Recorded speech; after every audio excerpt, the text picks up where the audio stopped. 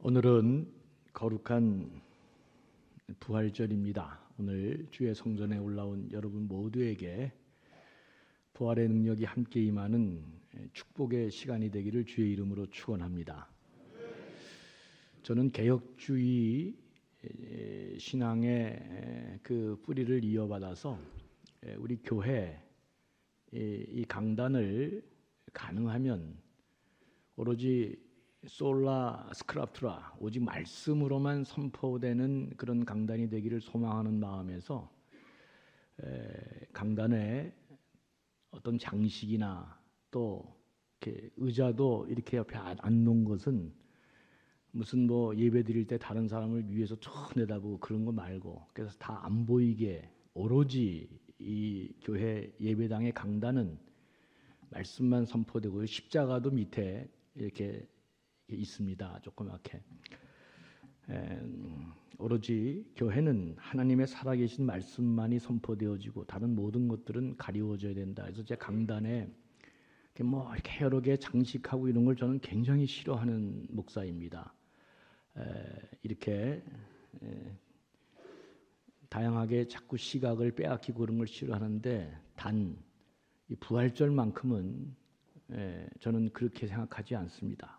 부활절은 우리 기독교를 떠받치는 아주 중요한 절기이고 또 그런 날이기 때문에 지금 제가 화려하게 제 모습을 여러분과 같이 앉아서 못 보는 게 아닙니다. 오늘 부활절답게 아주 강단의 장식을 참 잘했습니다. 오늘 찬양대도 잘했고 강단의 장식도 잘했고 또 부활하신 주님께 영광 돌리는 의미에서 박수로 한번 다 같이 감사합니다.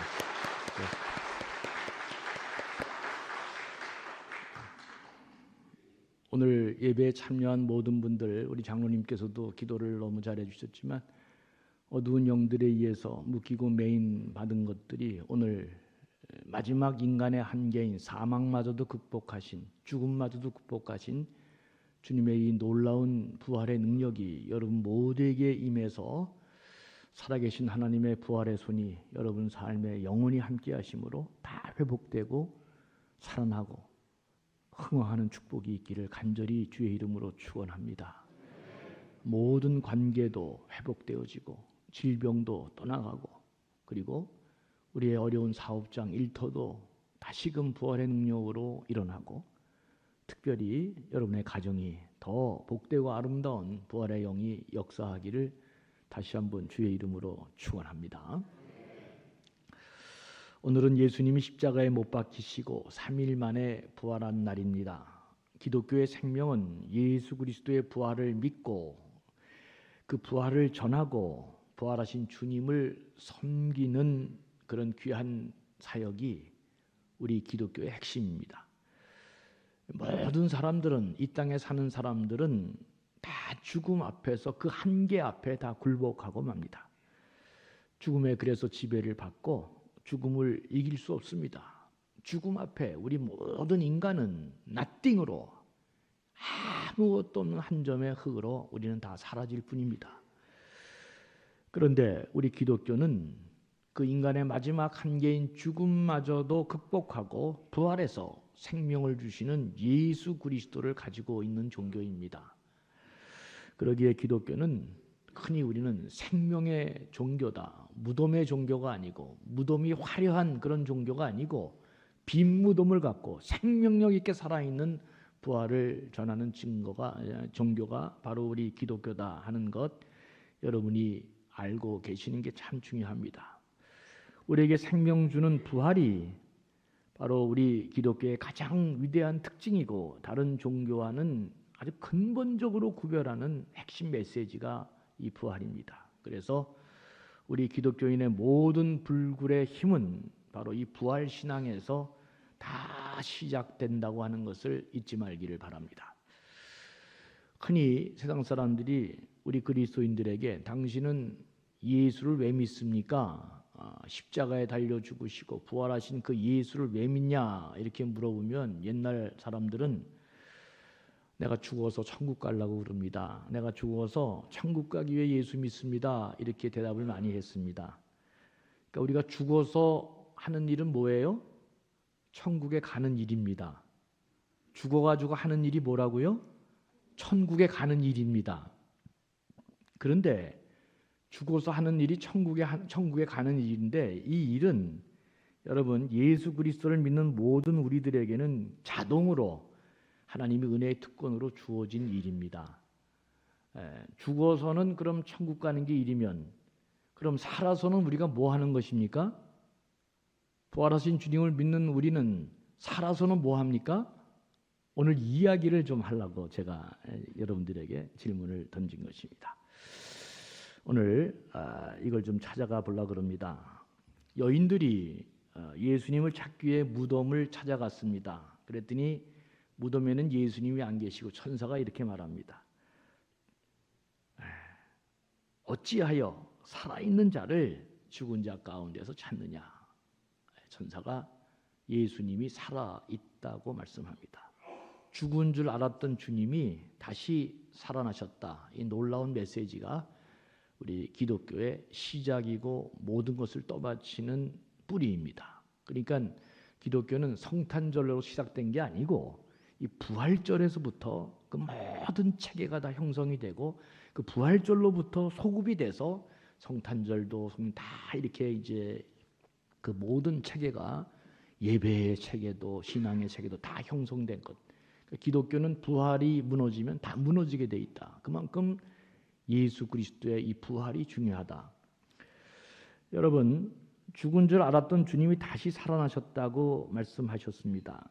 고린도전서 15장 3절에서 6절까지의 말씀을 보면 거기 이렇게 되어 있어요. 여러분 성만찬할 때 늘 우리가 말씀하는 거죠.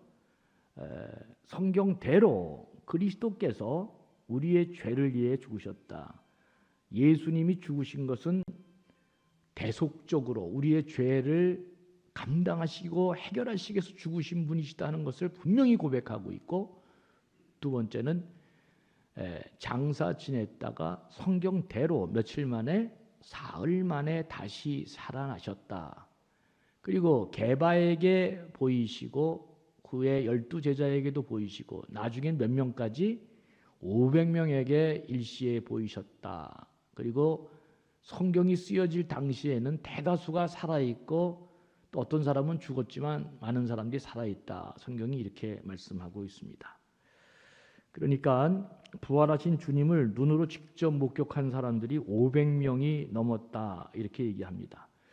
주님은 부활하시고 40일간을 지상에서 보내셨습니다. 그때 여러 사람들을 만나시고 그러면서 무려 500명에 달하는 사람들이 부활의 주님을 목도한 것입니다.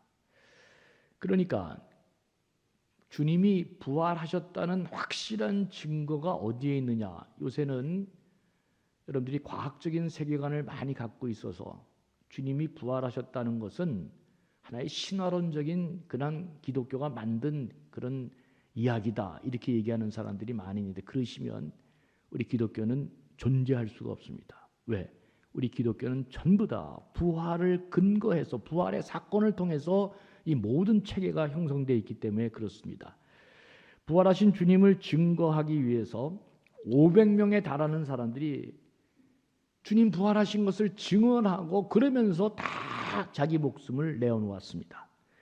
예수님의 12사도 중 그 사도 요한을 제외하고 모든 예수님의 제자들은 다 그 부활을 증거하다가 목숨을 잃었습니다. 다 순교했습니다. 그들은 도대체 무엇 때문에 하나밖에 없는 귀한 목숨을 그렇게 잃어버린 것입니까? 죽은 자가 다시 살아났다. 인간의 마지막 한계인 죽음을 극복하고 그분이 영원한 삶으로 우리에게 인도해 주셨다. 이 놀라운 사건을 보고 듣고 경험하니까 이걸 전하지 않을 수가 없었던 거예요. 그러니까 세상 사람들이 뭐라 그러냐, 이런 미친놈들이 다 있나, 이런 미친 소리를 다 하냐 그러면서 다 잡아 죽였습니다. 세상 풍속을 어지럽히고 사람들을 혼란케 하는 사람이라서 다 죽였어요. 그런데 이렇게 해서 제자들부터 다 죽였는데, 이렇게 죽이면 끝날 줄 알았는데 또 나타나고, 그래서 500명이 더 나타난 거예요. 다 다 목숨을 내놓았습니다. 잡아 죽이면 어느새 또 그 증인이 늘어나고, 그래서 결국 무슨 일이 발생했느냐 아시는 것처럼 로마 제국이 기독교에 의해서 망하게 되는 것입니다.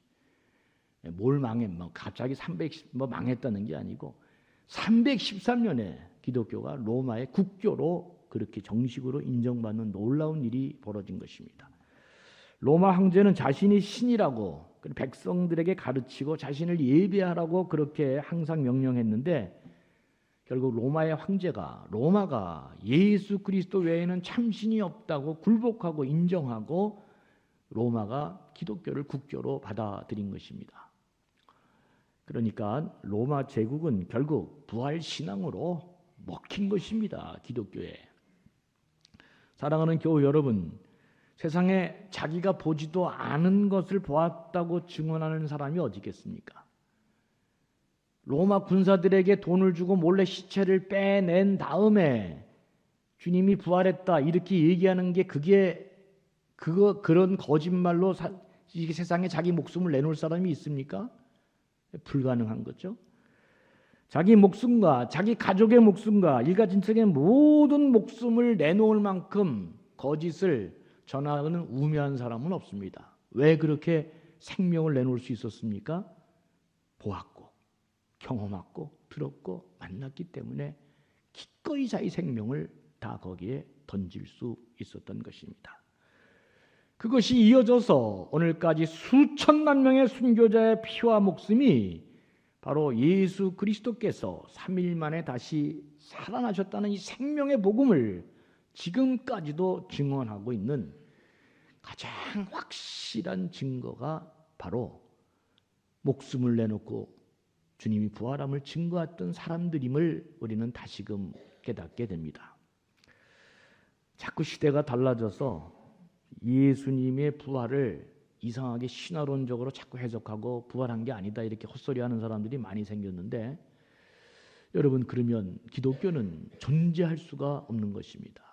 오늘 부활절을 맞으면서 다시금 확실하게 우리가 흔들리지 말고 알아야 될 게, 예수님은 확실히 부활하셨다. 이걸 믿는 것이 너무도 중요하다. 이게 왜 중요하냐? 예수님이 부활하신 걸 확실히 믿는 사람들은 인간의 마지막 한계이자 인간의 마지막 그 장애물인 죽음마저도 우리는 극복하고 승리로 나아갈 수 있는 믿음과 신앙이 있는 사람이 된다고 하는 사실을 깨닫기 때문에 그렇습니다. 우리 기독교인들에게는 우리를 가로막을 그 어떠한 것도 없다. 마지막 인간의 한계와 장벽인 죽음마저도 주님이 극복하시고 일어났다. 왜 이 부활이 중요하느냐? 그 부활이 바로 나에게 이루어질, 예수님의 부활이 첫 열매가 돼서 나에게 부활이 이루어지기 때문에 그렇다. 예수 그리스도를 믿는 사람들은 예수님의 부활이 곧 나의 부활이기 때문에 그토록 부활이 소중한 것입니다. 여러분, 우리 세례 교육할 때 죄도 사해해 주시고 우리에게 무슨 특권도 주고 별 얘기를 다 하지만, 우리 성경에는 예수 그리스도와 세례받는 것을 예수 그리스도와 연합된 자라고 설명하는데 그게 무슨 말인지가 잘 이게 투명하지 않은 거예요. 근데 영어 성경에는 그 너무나 선명하게 원어의 뜻에 가깝게 번역이 되어 있는데, 그 제가 한두 번 얘기했잖아요. 거기 보면 우리가 세례를 받았다. We were baptized. 우리가 세례를 받았다. 그래서 어떻게 했더니 into Jesus Christ. 세례를 받아서 그래서 우리가 into the Jesus Christ, 예수 그리스도 안으로 들어갔다. 그러니까 세례받고 예수 그리스도를 주로 고백하고 세례받은 사람은 예수 그리스도 안으로 들어갔다. 무슨 말이냐? 예수 그리스도와 운명 공동체가 됐다는 것을 말하는 것입니다. 그래서 예수님이 십자가에 달려 돌아가실 때 우리가 죽었습니다. 뭐가 죽어요? 나 이렇게 살아있는데. 뭐가 죽어요? 우리의 옛사람이 죽은 것입니다. 우리의 죄가 다 죽은 것입니다. 예수 그리스도가 우리의 죄 때문에 죽었잖아요. 우리의 죄를 다 대속하기 위해서 죽었잖아요. 예수 그리스도가 죽을 때 바로 예수 그리스도 운명 공동체, 내가 바로 옛날에 내 모습이 죽고 그리고 내 죄가 죽은 것이고, 예수 그리스도가 부활하셨기 때문에 이제 곧 내가 그렇게 부활하고 영원한 생명을 가진 자가 됐다고 하는 것. 그래서 예수님이 부활하셨다는 게 그토록 소중하고 그토록 중요한 것입니다. 주님의 부활이 곧 나의 부활이기 때문에 그런 것입니다. 주님의 부활을 믿지 않으면 여러분 우리는 하나님의 나라를 유업으로 받을 자가 되지 못한 것입니다. 시대가 아무리 달라져도 우리는 예수 그리스도께서 부활하셨다. 이 사실을 확실하게 믿고 그 신앙 위에 부활 신앙 위에 탄탄히 서서 모든 한계와 상황을 극복하는 위대한 사람들이 되시기를 주의 이름으로 축원합니다. 두 번째로 생각해야 될 것은 예수님이 부활하긴 부활했는데 어떤 사람은 자꾸 예수님이 영으로 다시 사신 것이다. 육신의 몸으로 사는 게 아니다. 자꾸 이렇게 영으로 이상한 것으로 해석하는 사람이 있습니다. 아이고 몸으로 어떻게 부활해? 부활한 거는 사상으로 내 이념으로 생각으로 영으로 귀신으로 잠깐 이렇게 나타난 거지 몸으로 다시 산 게 아니다. 이런 말도 안 되는 헛소리를 하는 사람들이 요새 많이 일어나고 있습니다. 여러분 예수님은 부활하셨는데 영으로 부활한 게 아니고 뭐로 부활했다? 몸으로 부활했다. 할렐루야.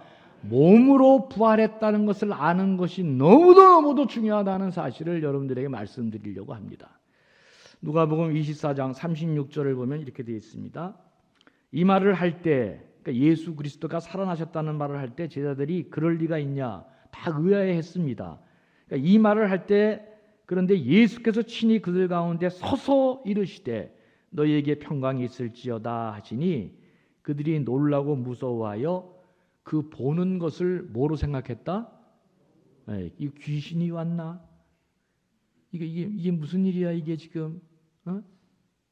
그러니까 그때 그 역사적인 유비가 이게 비교할 게 없으니까 사람이 부활했다고 하는 이 사실을 이걸 어떻게 이해해야 될지를 아무도 이해를 못했는데 그러니까 어떤 사람들은 이게 그 당시 때는 영으로 귀신으로 이게 왔나? 그리고 요새 또 세련된 학자들은 뭐라 그래요?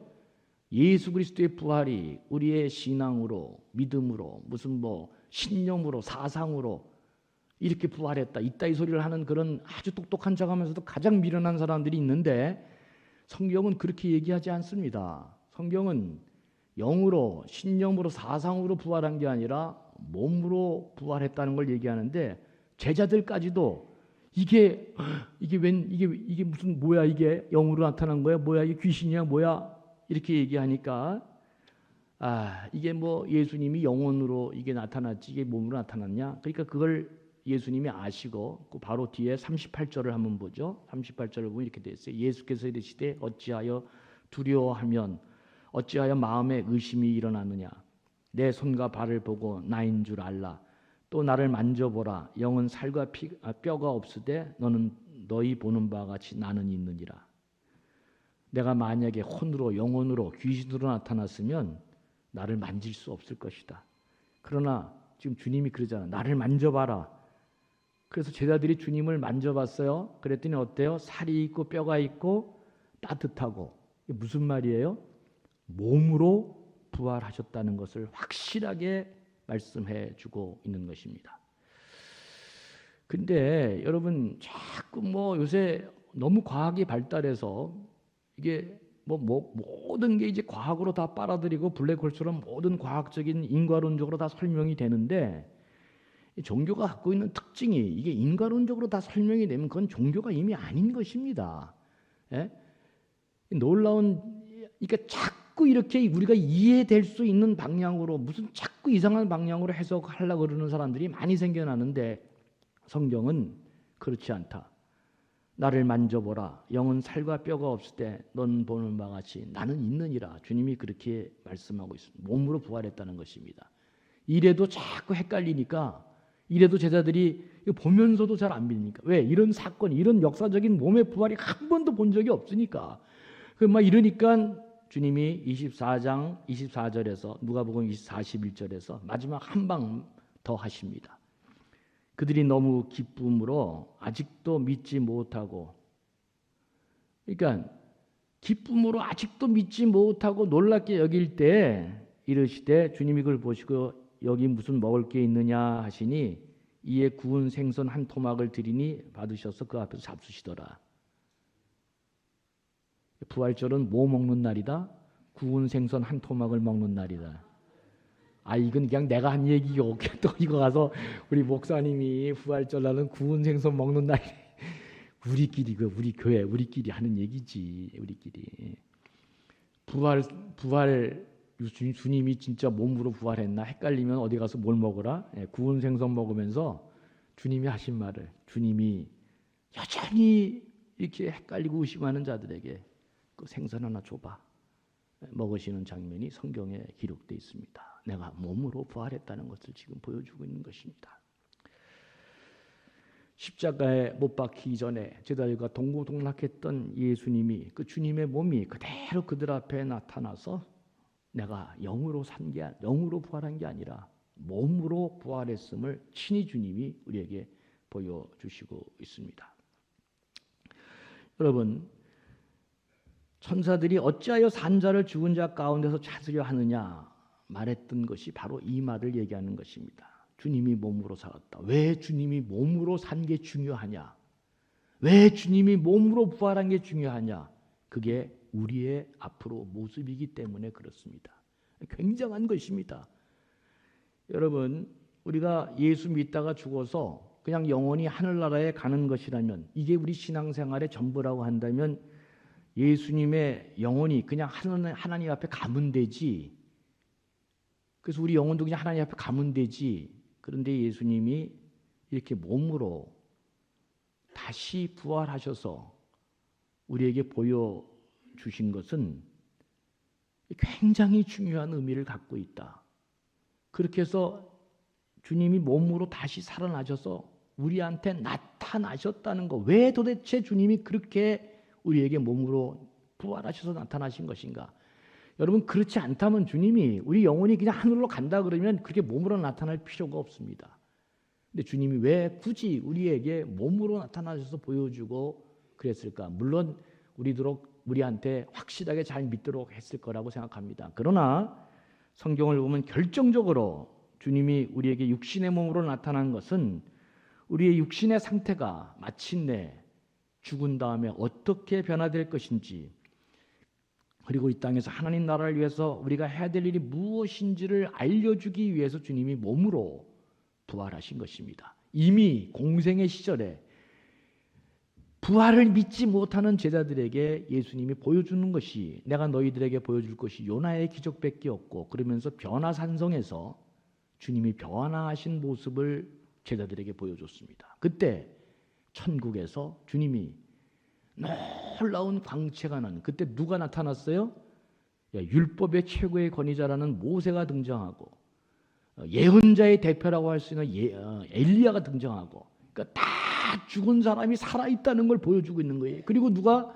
예수님이 딱 나타나면서 그 몸에 광채가 나고 영광의 몸으로 딱 보여주고 있는 장면. 내가 너희들에게 이거밖에는 보여줄 게 없다, 그렇게 얘기하시면서, 그래도 뭐 안 믿잖아요.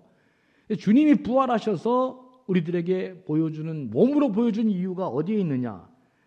부활하신 예수님을 가장 완벽하게 경험한 사도 바울은 그 부활한 주님을 만나고 난 다음에 우리들에게 그 어느 누구도 줄 수 없는 하늘의 계시를 우리에게 얘기해 주는데, 그게 그 여러분들이 잘 알고 있는 주옥 같은 고린도전서 15장 41절 44절의 말씀입니다. 영광이 다 다르다는 것입니다. 해 영광도 달의 영광도 별의 영광 다 다른데, 우리가 이 다음에 부활하면 육신의 몸이 어떻게 되느냐? 예수 그리스도를 통해서 바울이 깨달은 것, 42절에 보면 죽은 자의 부활도 그와 같다.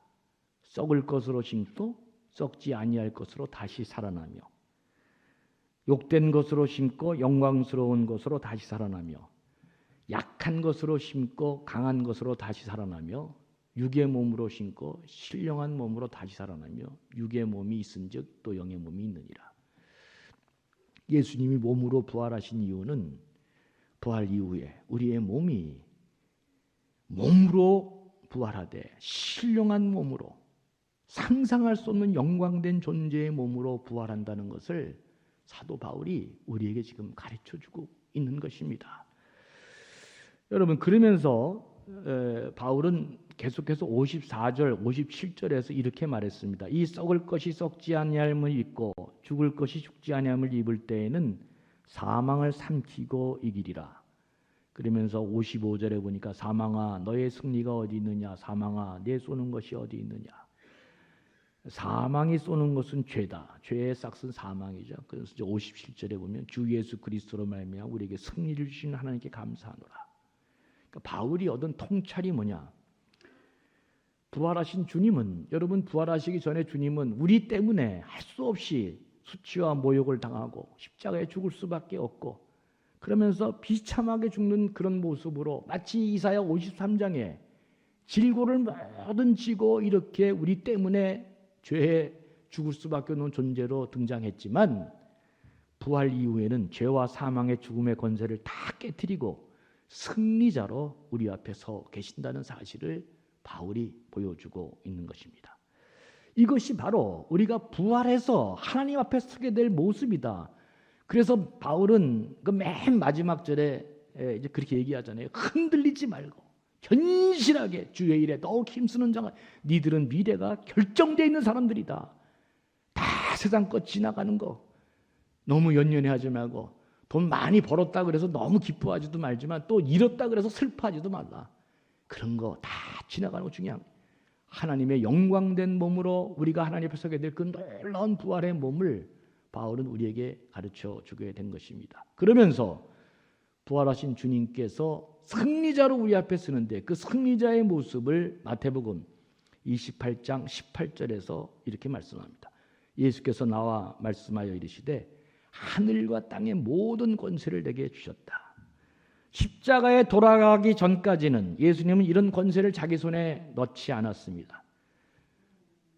부활하신 주님께서는 이제 당당하게 하늘과 땅의 모든 권세를 갖고 우리와 함께 하시는 분으로 나타나신 것입니다. 십자가에 달려 돌아가실 때까지는 고난받는 종으로 우리의 죄를 다 대속해 주기 위해서 몰시와 모멸과 모든 아픔과 좌절과 죽을 수밖에 없는 십자가의 죽음으로 우리 앞에 그런 모습으로 나타났지만, 이제 부활하신 주님은 부활한 이후에는 하늘과 땅의 모든 권세를 그 손에 주신 하늘과 땅의 왕으로 우리에게 군림하신 분이다.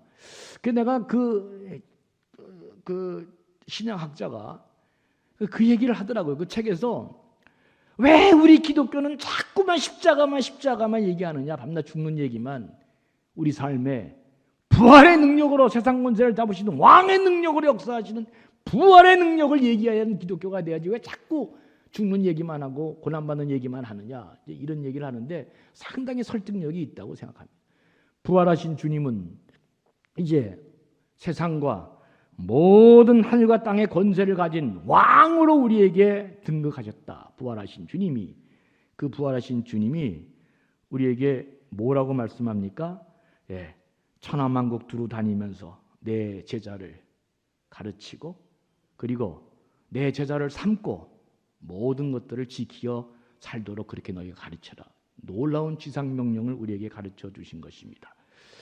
그러니까 부활하신 이후에 주님은 여전히 아직도 신분이 고난받는 종입니까? 아니죠. 부활하신 이후에 주님은 하늘과 땅의 모든 권세를 가지신 왕으로 우리와 함께 하신다는 사실을 인식하시면서 이제 그 왕명이 뭐예요? 예수 믿고 천국 가라, 그렇게 얘기하지 않고 온 세상을 향해 내 복음을 전파하고, 그리고 그들을 제자로 삼아 그들이 평생 그렇게 살도록 가르치다 얘기했습니다. 부활하신 주님은 우리가 비행기 타고 천국에 빨리 가라, 그렇게 얘기하지 않고 세상에 두루두루 나가 제자를 삼고 세례를 베풀고 내가 분부한 모든 것을 가르쳐 지키게 하라고 우리에게 놀라운 선교 명령을 주신 것입니다. 그러니까 우리가 부활한 주님을 만난 우리는 이 땅에서 해야 될 가장 중요한 일이 뭐냐? 앞으로 부흥하는 일입니다. 선교, 전도하는 일입니다. 그래서 여러분, 그 일을 잘 감당하기 위해서 주님이 할 수 없이 승천합니다. 승천해요. 승천합니다. 그냥 한 몸, 부활한 몸으로 이 땅에 살아계시면 얼마나 좋았을까, 우린 그렇게 생각하지만, 그럼 예수님 혼자밖에 일 못하잖아요. 주님은 부활하신 다음에 승천해야 우리에게 뭘 주시기 때문에? 성령을 주시기 때문에. 그래서 그 부활절 이후에는 성령 강림절이 오는 것입니다. 성령을 우리에게 부어주셔야 되기 때문에. 왜? 주님이 행한 이 모든 왕명을 잘 감당할 수 있는 그 길은 주의 성령이 우리 안에 충만할 때만 이 일이 가능하다. 이 일은 인간이 노력하고 계획하고 부족한 우리가 그렇게 무슨 결심한다고 되는 일이 아니고, 우리 인간의 힘으로 되는 일이 아니고 하나님의 영이 우리 가운데 역사해야 이 일이 가능하다. 그래서 성령 받고 나가야 된다고 주님이 말씀하는 것입니다. 이게 부활절 이후에 변화된 우리의 모습. 나중에 천국에 가서 변화된 그 모습 말고 지금 이 땅에서 변화된 모습은 주님이 부어주신 성령으로 우리 안에 내장해서 새로운 변화된 모습으로 주의 복음을 땅끝까지 전하는 사람이 될 때 우리가 이 일을 감당하는 사람이 된다. 그래서 요한복음 16장 7절에서 이미 이렇게 말씀하셨습니다. 내가 너에게 실상을 말하노니 내가 떠나는 것이 너에게 유익이라. 내가 떠나지 아니하면 보혜사가 너희에게 오시지 아니할 것이요 가면 내가 그를 너희에게 보내리라. 왜 주님이 부활한 다음에 승천하셨어요? 누구를 보내주려고? 성령을 보혜사 성령님을 보내주셔서. 그래서 그분이 우리 안에 역사하고 우리를 달리 만들어서 변화된 우리의 생각과 마음과 몸으로 바꾸어서 마침내 주님이 우리에게 맡겨주신 그 사명 잘 감당하도록 부활의 영이 그런 가운데 역사하고 있다. 하나님 나라의 일은 죽어서 천국 가서 하는 게 아닙니다. 몸을 입고 이 땅에 살아가고 있는 동안 지금 이 순간 그 부활에 주님의 그 위임된 명령을 우리가 수행할 때 그것이 바로 부활의 영으로 덧입은 사람들이 이 땅에 살아가고 있는 아름다운 삶의 모습인 것입니다. 하늘나라에 가면 우리가 더 이상 뭐 할 일이 있을까요? 하늘나라에 가면 그때는 안식밖에 없습니다. 안식밖에. 일이 다 끝났는데 무슨 일을 합니까? 할 일도 없고 기회도 없습니다. 우리의 상급도 다 끝난 것입니다. 모든 일은 우리가 이 땅에 있을 때만 가능한 것입니다. 부활하신 주님이 그래서 우리에게 성령으로 덧입혀 주시고, 그래서 바로 부활절 이후에는 성령 강림절이 오는 것입니다. 성령을 덧입혀서 하늘과 땅의 건설을 가신 주님이 우리와 세상 끝날 때까지 함께 하시면서 부활의 능력으로 성령의 역사함 가운데 우리 가운데 하나님 나라를 확장하고 복음의 능력으로 사람을 살려내는 부활의 증인으로 살도록 우리를 함께 하시고 동행하시는 것입니다. 우리가 이토록 고귀하고 하나님 나라를 확장해 가는 예수님 대신에 예수님이 하늘나라에 올라가시고 성령을 통해서 우리에게 부어주시고 우리가 그 일을 하도록 위임받은 자라고 하는 사실을 잊지 마시고, 이 부활절 부활의 능력이 바로 우리 현실에 여러분의 삶에 다 여러분의 삶도 회복되고 부활의 역사도 이루어지지만 특별히 세상과 땅의 모든 권세를 가지신 주님께서 명령한 그 가장 중요한 명령, 땅 끝까지 이르러 복음 전하고 세상의 모든 사람들을 가르치고 행하고 제자로 삼고 세례를 주고 이 놀라운 복음의 확장을 이루어갈 때 우리가 부활의 산 증인이 되고 부활의 능력이 우리 가운데 열매 맺게 될 것입니다. 앞으로 부활절 이후에 우리 교회에 엄청난 성령의 역사와 부활의 능력이 여러분들의 삶과 우리 교회 안에 넘쳐나기를 주의 이름으로 간절히 축원합니다. 하나님 아버지, 부디 부활의 능력이 오늘 부활절로 끝나는 게 아니라 우리 가운데 변화된 모습으로 우리 삶의 성령의 역사함으로 하나님 나라를 이루어가는 복된 역사 이루게 하여 주시고, 영원한 하나님 나라에서의 우리의 생명과 같은 몸의 부활이 약속되어 있음을 믿고 두려워하지 말고 이 땅에서 복음 전하고 부활 증인으로 살아가는 복된 감전의 백성들 되게 해 주시옵소서. 감사하며 예수님의 이름으로 간절히 축복하며 기도합니다. 아멘.